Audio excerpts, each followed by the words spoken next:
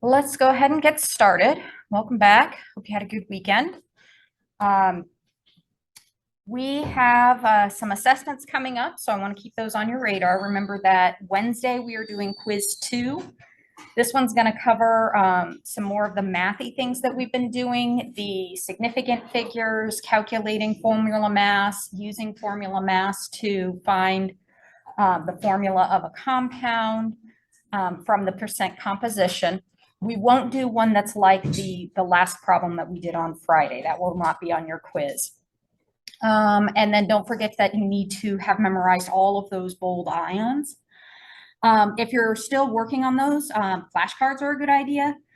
Making a list that you can like fold over so that you can't see the answer and then kind of look and see if you have the right answer, that works. And then if you're into high-tech stuff, there's all kinds of apps. If you go to whatever app store that you use and look for polyatomic ions, the same polyatomic ions are going to show up on all of those lists. And it's going to be the ones that are in bold. So you'll get most of those that way. So those are good ways to study for those things. So I was looking at chapter 3, and it's actually shorter than I thought it was. So we just have molarity to finish up, which we will look at a little bit today if we have time, but mostly we'll start talking about that on Wednesday. So you're going to want to read sections 3.3 and 3.4 for Wednesday. That talks about molarity. And then I have posted prepare to learn number 3. And, you know, the prepare part is a little bit facetious in this case because we're halfway through chapter 3. So it's hardly preparing for chapter 3. I should have had that posted sooner. And then don't forget that we have an exam coming up. So your exam is when? Next Monday. And if you didn't know that, where could you have found that? It's on the syllabus.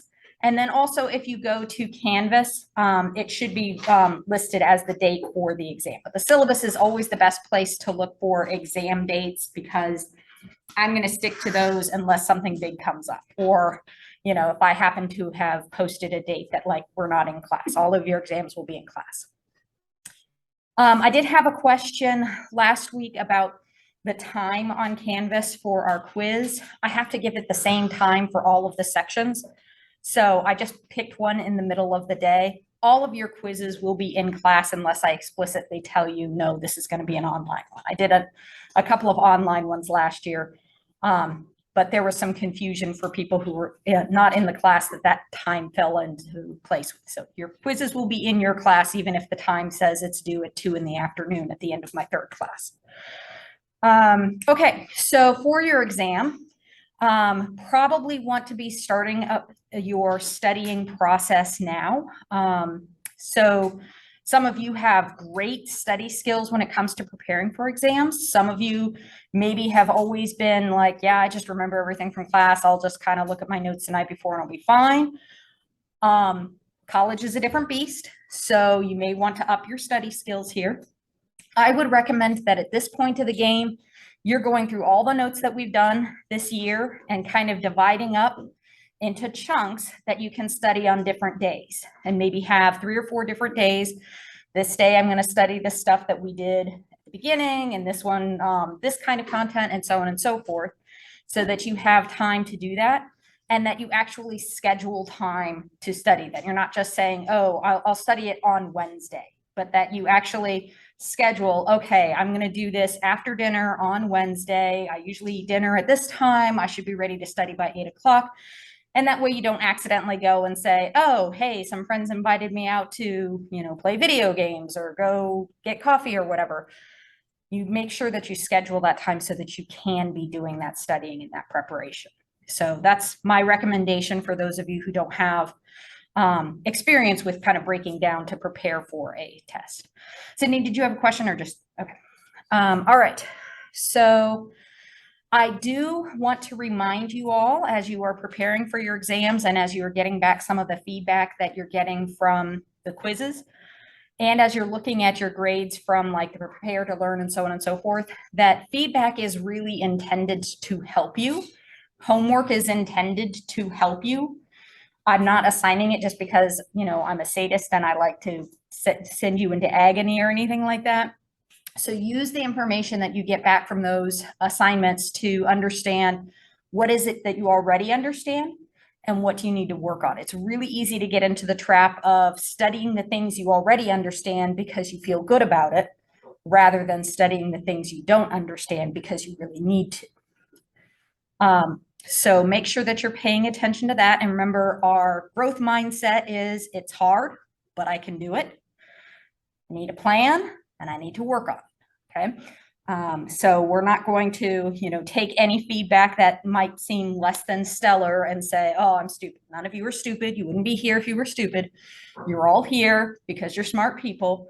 If it didn't work out well on the homework or on the quiz or whatever, that's an opportunity to say, what do I need to change in order to do better? Okay. Next thing I want to do. Let's see. I'm going to go and, oh, I wanted to show you some things on campus.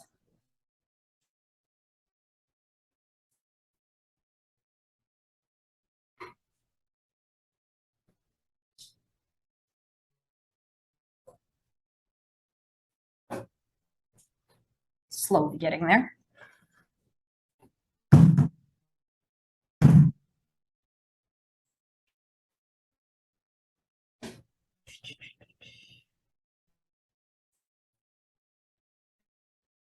All right, so on the home page, and I'm looking at this on my computer, I know sometimes you guys do this from your phone, so it looks a little bit differently, but there are modules. So if you go to the modules and you scroll down to the chapter that we're working on, whichever one that happens to be, in this case, it's chapter 3. You will see that there is an overview for each chapter. And then for each chapter, I've given you why are we studying this? What are the goals? What's your performance criteria? What are the things that I expect you to be able to do? So at this point, it says, given a chemical formula, find the percent by mass of each element. Well, we haven't done it in that direction yet, so that's something we need to go over. This one says, given the molecular formula, find the empirical formula. So we talked about what an empirical formula is. That's probably something you can figure out. So these are things that would be on your exam. So as you're preparing, you can look at each of these things. Can I do these? Can I find mass from moles or moles from mass? Can I calculate the formula mass for covalent and ionic compounds? And then below this, whenever I do a Zoom lecture, and I don't always, but when I do, I will post it here. So this is Fridays. So if you missed on Friday, or if you don't remember something that was said, it didn't get in your notes, you can go back and look at this. This is not necessarily from your class. So I might have said it differently in a different class. And I'll try to keep this updated with things I want you to do. So I had wanted you to read these sections for today. And then I have some videos that are related to what we're doing. So we're going to be talking about solutions today. These are going to be good videos to watch for Wednesday. So you'll kind of be prepared for how we're going to be talking about solutions.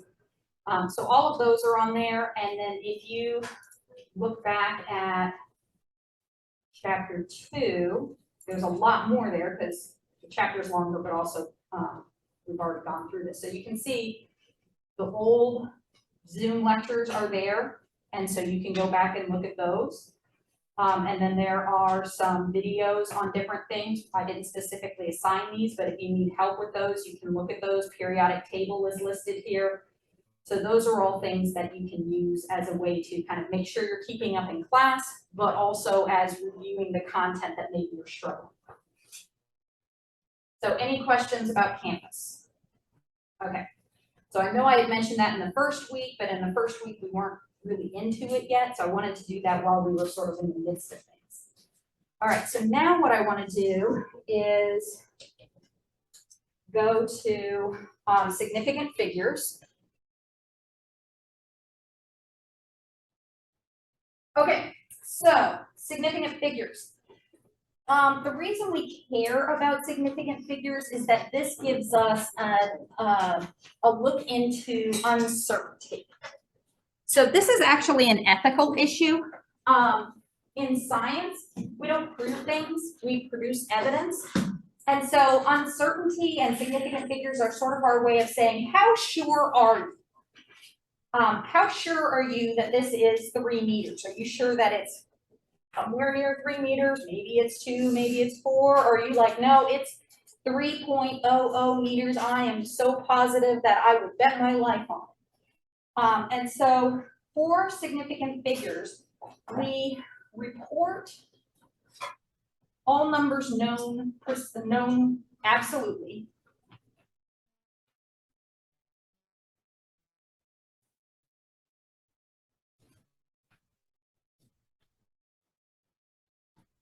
Plus 1 that is estimated. Now, estimated is not a random guess. Estimated is knowing that it is somewhere between 2 things, and I might not have it exactly right, but I should be close. So you can think of when you're reading a burette, you have the big numbers that are actually written on there. So if it's a 29 and a 30, you know it's somewhere between 29 and 30. And then there are the lines, and each line represents a 10. So if it's in between the 3rd and the 4th line, you know it is 29.3. And then you can estimate, is it really closer to the 3? Is it about halfway? Is it really closer to the 4? So you're reporting the 29.3 that you're absolutely certain of, and you're estimating that between the lines. So between the lines on anything, you get some uncertainty, but you're estimating. It's a reasonable guess. And so if you're reading on a digital scale, it's kind of the same thing, where the scale is telling you, I'm absolutely certain of these first 6 digits. The 7th digit is where I have some uncertainty, provided you're using the analytical balance. If you're using a top loader, it would be much less. Okay, so precision, we know is, oh, I keep getting the same answer over and over again. Well, if you're getting answers like 29.2, 29.45, 29.37, are you getting the same answer over and over again? Not exactly. You're not getting the same number over and over again, but all of them started with 29, right? So precision is kind of your way of saying, how much of that number am I getting back over and over again? So this is the number of significant digits. So if I had, I think I said 29.4, 29.37, and 29.2. In this case, I had not exactly the same number back each time, but a certain amount of precision in that each of these has these 2 numbers the same. So we would say the 29 is certain. And then after that, we would estimate what the next digit would be. And we might, figure, oh, it's somewhere between this 3, between 2 and 4, maybe a little bit closer to the 4. So I might say it's 3. You might say it's 4. But this is my first level of uncertainty. So when I use a top loading balance, it is less precise because I only get 2 digits after that decimal. That does not make it less accurate. It just makes it less precise. So if I had something that weighed exactly 10 grams, it would look like 10.00 on the top loader, and it would look like 10.0000 on the analytical. There's no difference in accuracy there. The difference is the precision. How precisely do we know that? Okay, so when we think of precision, it's okay to think of it as repeatability, but it's also the number of significant digits that you have. Accuracy is something that sometimes we can't know, because accuracy is it right?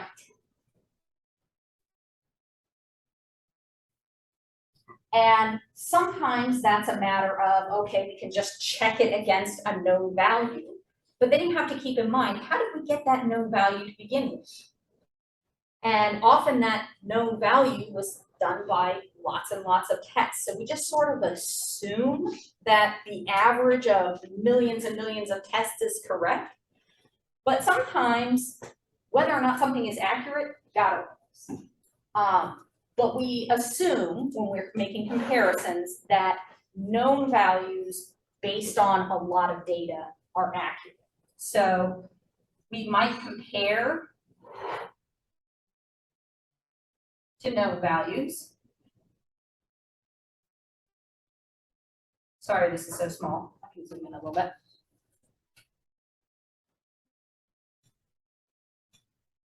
Right?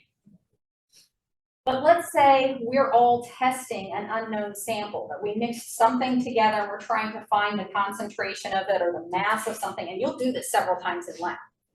In all honesty, we can't know what the true value is. We sort of assume that if the professors and the lab assistant who know how to do this technique do it several times, that they're going to have an accurate amount, of measurement of the value.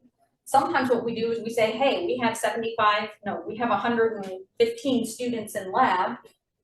Surely between all of them, the average is going to be pretty close to accurate. So sometimes we can't truly know.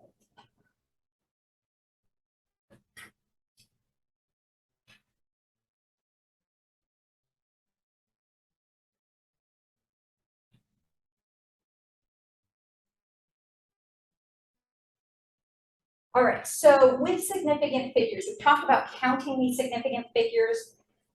What we haven't talked about too much is exact numbers. Did I mention it in your class? I mentioned it in 2 of my classes last Friday. Okay, so remember exact numbers. These are going to be counting numbers. These are the most common places that you'll see it. So if you're saying, how many trials did I do? You did exactly 3 trials. You didn't do 3.1 trials. You didn't do 2.7 trials. So that number having only 1 digit does not affect the other significant digits when you're counting things. The other thing is when you're doing conversions. Now, almost all the time for us, this is going to be true, but it has to be conversions within the same system.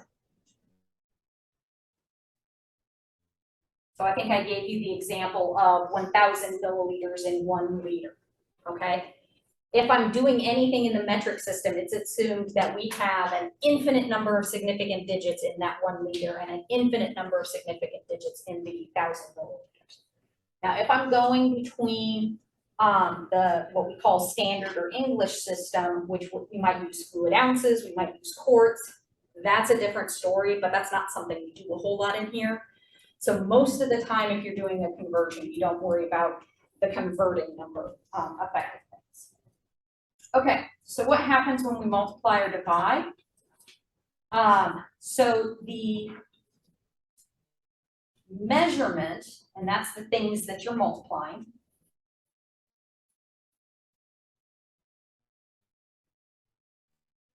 with the what, fewest or most? Sig Figs determines for the answer. Fewest. Fewest are least certain.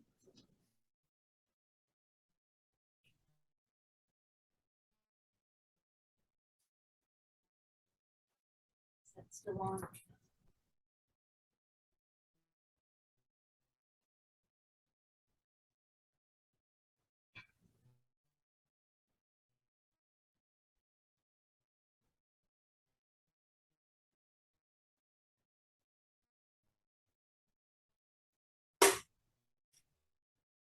Okay. And for multiplying and dividing, we don't have to do it each step along the way. It actually tends to throw us off a little bit if we determine an answer and round it, determine an answer and round it. That affects our final result. If you do that for our class, it's not a huge deal. But if I had something where it was, say, 25.0 grams times 1 mole, and this 1 is a counting number, so that's infinite significant figures, 58.45 grams times 1 over 0.2500 liters. I've got 3 sig figs here, right? How many do I have here? 4. How many do I have here? 4. That first 0 does not count as significant because it's a left hand, okay? So when I report my answer, I want 3 sig figs. Most of what you will do in this class will end up with either 3 or 4 significant figures.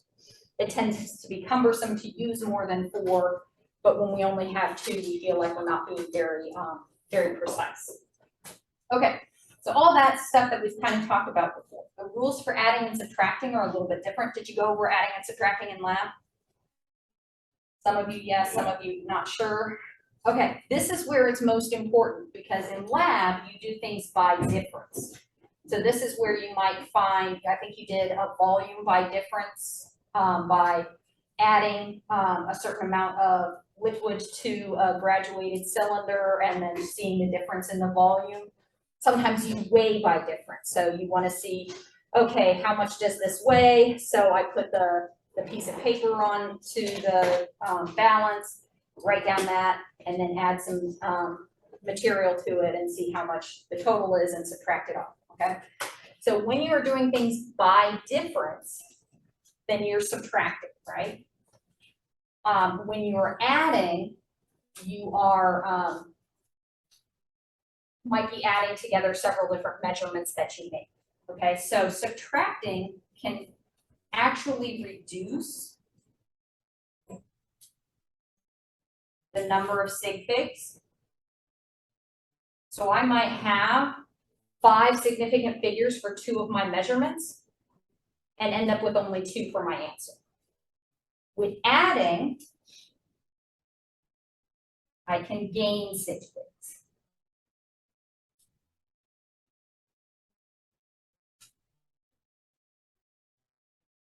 Okay, so how does this happen?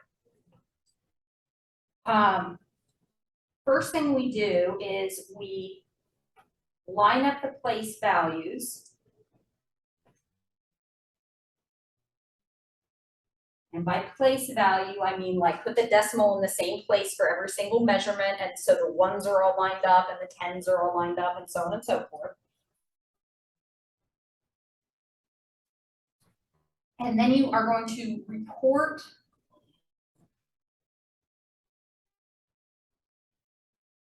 your answer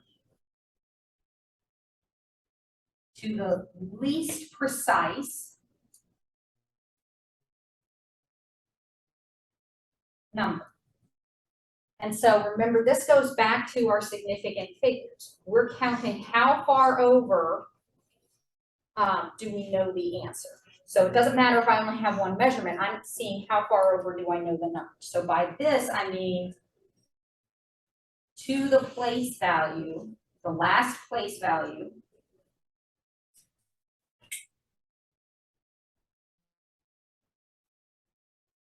known for all measurements.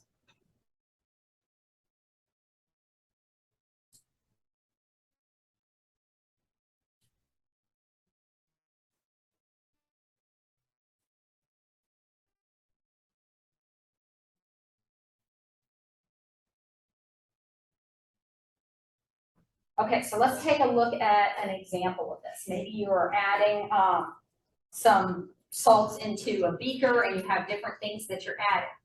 So one of them weighs 5.85 grams, one of them weighs 3.10 grams, and then one of them you weigh on an analytical balance because it's very, very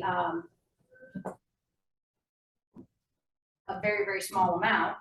So it's 0.0675. And then for good measure, we'll have one that is, let's say, 2.22. Okay. So I've got all of my decimal points lined up. I'm going to go to the last place value, so moving left to right, that is known for all the measurements. That's to that spot. Okay, so this is my last place that I can report. Now I'm going to go ahead and add up all the numbers as they are and round it after I add them up, but this is how I tell where I'm rounding it to. So I had 5.85 plus 3.10 plus 0.0675 plus 2.22, and I get 11.2375. Okay, so what I'm going to do is, since this number that I'm not reporting is larger than 5, I'm going to round my uncertain number up. So this is going to become 11.24. Okay, so first thing to notice is that it was important to include this 7.5 here because it made a difference in our number at the end. So that's why we round at the end, not in the middle. And then the second thing is we started off with digits here, 5.85, 3.10. Those only had 3 sig figs, right?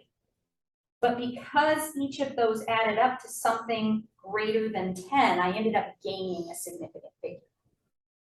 Okay, and that's okay in adding. Because did I actually know this digit? Yes. Was this my last digit where I have just a little bit of uncertainty? Yes, and so that's what I'm reporting. Okay, subtracting. Let's say I have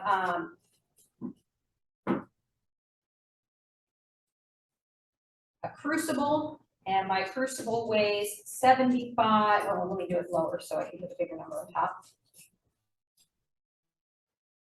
Crucible weighs 75.3824, and I put a certain amount of a salt in it, so it's the salt plus the crucible. And remember, when I say salt in chemistry, this could be any ionic compound. It doesn't have to be sodium chloride. So magnesium sulfate that you used last week in lab, that was a salt. Okay, so the salt and the crucible together, they weigh 75.99, oh, I'll make my math easy, 9999. All right, so when I subtract this out, I end up with 0.6175. Now, because these were both on the same scale, I didn't have to worry about how far over each one was. But notice that my final answer only has 4 significant figures, where I started off with 6 for each of these. Okay, so when you subtract, you're often losing significant figures. And there are a couple of labs where you might be weighing out only 0.01 grams of something. And so that difference is huge, right? You know, if you go from something that's 6 down to something that's only 3 sig figs, that makes a big difference. So you can't start chopping off significant figures at the end. You can't start saying, oh, this is going to be 0.62, because this is where our certainty is. Okay? These two don't come up a whole lot in class. In class, we're mostly multiplying and dividing. Sometimes it does come up, so you're still responsible for it. But in lab is where you're going to see them. So questions about using sig figs in calculations. All right, and then the last thing is, when you are doing your complicated calculations, you're going to follow, I don't know what mnemonic you learned. I learned please, excuse, my dear Aunt Sally, right? you do parentheses first. So usually that's going to be an addition and a subtraction inside the parentheses. If you have a different kind of calculation after that, which you probably will, it'll probably be one of these three, then you have to do your rounding here. So you round after each of these steps. This is your exponent. And then these two you can consider together. So multiplying and dividing, since they follow the same rules, you don't have to round after multiplication. And then these two, addition and subtraction, again, you can kind of consider those together. Okay? So even though addition and subtraction are at the end, if they're in parentheses, you have to do those first and then round to your significant figures. All right.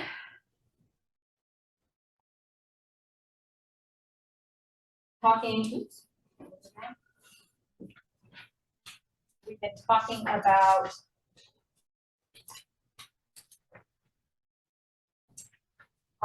molar mass. Remember that if we say formula mass, molar weight, formula weight, all of those things mean the same thing. Atomic mass or atomic weight, molecular mass, molecular weight technically means something different, but for our purposes, basically they mean the same thing. So what I want you to do is take a minute. You've got periodic tables in front of you, and I want you to find the molar mass of these three compounds. And remember, you're going to just look up each element on the periodic table. This is Cl, which is chlorine. It's not Ci. I will try to, when I do an I, put the lines on top and bottom so it's clear. This says C6H12O6. So that's your glucose or fructose, if you've seen that before. And then I wanted to give you one that has some little bumps on the way to make it a little more challenging. And then once you have a number, check with the people around you, make sure they're getting similar numbers.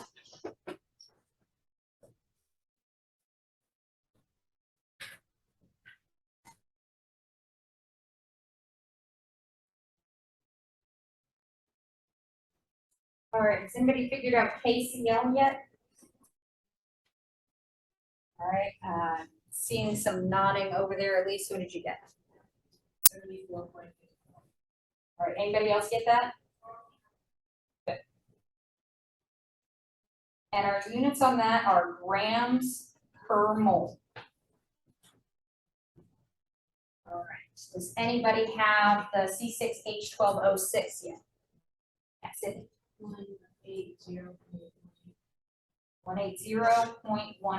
and again, grams per mole. Anybody else get that? That is what I got. All right, so I'll give you a minute on the magnesium nitrate. That one's a little bit trickier, so.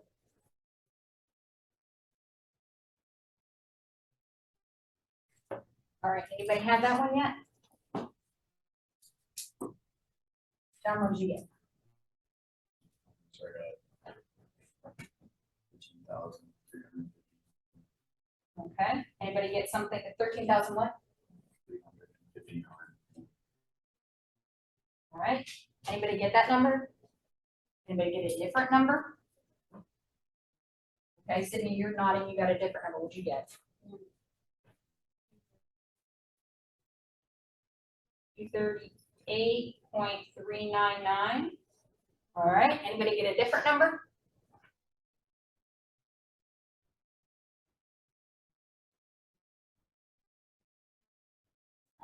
We got some chickens out there. Thank you too for being brave enough to give your answer. I got a slightly different number too. So let's see which one of us is closest. We might all be wrong. So if we have our nitrate, oh, I know what I did wrong. Okay. If we have our nitrate, everything in this parentheses, 14.01 plus 3 oxygens, 16, 16, 16. So I'm going to give you my number here. I said 304.43, but I think my number's wrong. All right, so that's going to be 62.01, right? But The water is gonna be 18.02. That's 2 hydrogens and 1 oxygen, but we have 5 of them. So that's gonna be 90 something.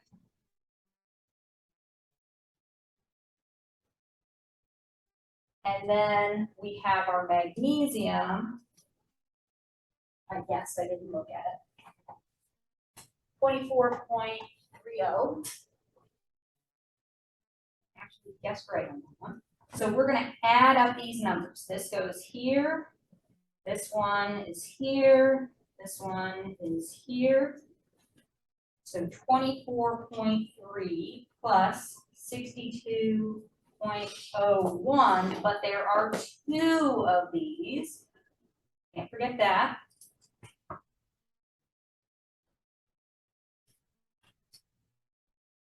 And then 90.1. And when I add all of that up, I get 238.42. Okay, so that looks like that. I got 238.3. You got 0.39. Okay, so we'll talk about those little differences in just a minute. So this is the kind of thing that it's really easy to make a mistake on. You can see I made a mistake when I was adding these things up. So it's a good idea when either there's a hydrate or something in parentheses, double check your answer, because it's really easy to do something that throws you off. My guess is somewhere you put in a multiplication where you were supposed to put in an addition. How does it multiply the 90? Yeah, so, and the reason I knew that because your number was really big. If you get a formula mass that's over 500, it's probably too high. Now, sometimes when we have really heavy elements like lead and things like that, they do get up there. But most of the formula masses we work with are going to be under 500. Now, in biology, when you're talking about a protein, proteins are huge. Those formula masses are going to be in the thousands, 10,000s, and that kind of thing. But in chemistry class, 500 is going to be kind of your limit for a reason. Okay, I promised you would get back your, oh, I said I was going to look at this. Okay, so I calculated these two using both just 2 significant digits or 2 decimal places and using as many as I could find. So with the potassium chloride, if I only use 2 decimal places versus using all of the ones that are available, I end up with pretty much the same number, right? If I were to round this, I'd get the same thing. Sometimes if you use more significant digits, it makes more of a difference. So this is the difference between using just 2 digits versus using all of the available significant digits. But notice my uncertainty is in that last recorded place on the one with fewer digits. Neither one is wrong. It is okay for you to use either of them, and it probably won't affect the outcome of your final answer. Because we have 1, 2, 3, 4, 5 significant digits on this one. And so since it has 5 significant digits, that's going to be something that is probably not going to limit how many digits your final answer has.